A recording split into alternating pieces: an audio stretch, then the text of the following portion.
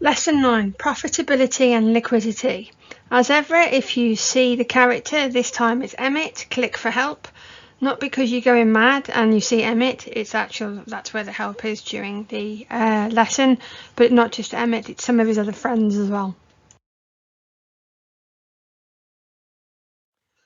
Lesson 9 is broken down into two parts. We're still continuing with A and B, completing, interpreting and checking the information on financial documents and statements.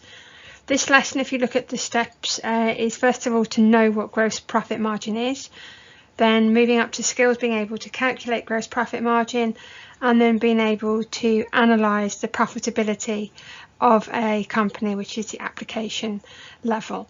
The key vocabulary is just two areas. It's gross profit margin and making sure you understand about profitability, which is whether a company is doing well financially.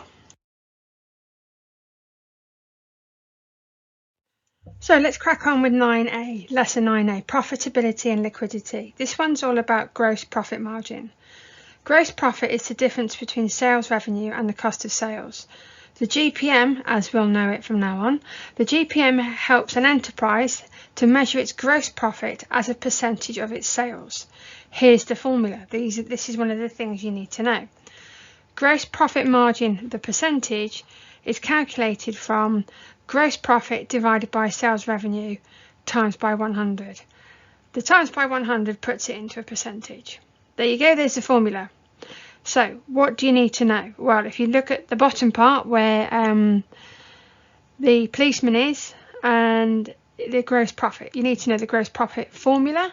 So you'll need to nip back to Yoda's lesson 3, 1 minute 19, there's the clue where it is in the lesson, and that will tell you what the gross profit formula is, which I'd like you to write down now. Question 1 from Benny. What is the formula for gross profit margin? Let's see if you can remember it. Fill in the top box. And then question 2. Look at the financial information in the two businesses. They're really creatively named Business A and Business B. And you need to calculate the gross profit margin for each of them. And at the bottom, I'd like you to explain which business was the most successful. So that bit is where you're having a go at deciding which is the most profitable company. So you can see you've got to calculate gross profit. So you do need that formula from Bad Cop. And then once you've got that, you can then calculate gross profit margin.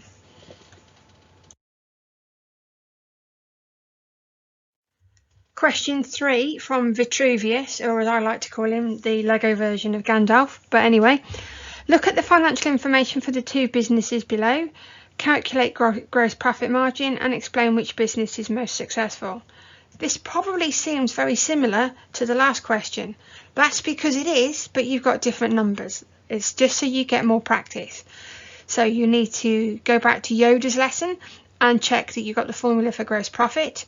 And then you go back to Bad Cop and check you've got the formula for gross profit margin. Once you've worked out the numbers for business A and business B, this is a new business A and a new business B, then you can make a decision which do you think is the most successful business based on how profitable it is. And that'll be how profitable in terms of the percentage. And you can run away with wild style now, and this is the last slide, so feel free to run away. No, don't run away because you've got 9B to do. Question 4. Calculate the gross profit margin for each and explain which business was the most successful. Guess what? You've got the creatively named business A and you have the creatively named business B. But newsflash, you've got new figures here and you've got to work out gross profit and gross profit margin for both businesses. And the final question is, based on the percentage, put in your opinion of which do you think is the most successful business and why.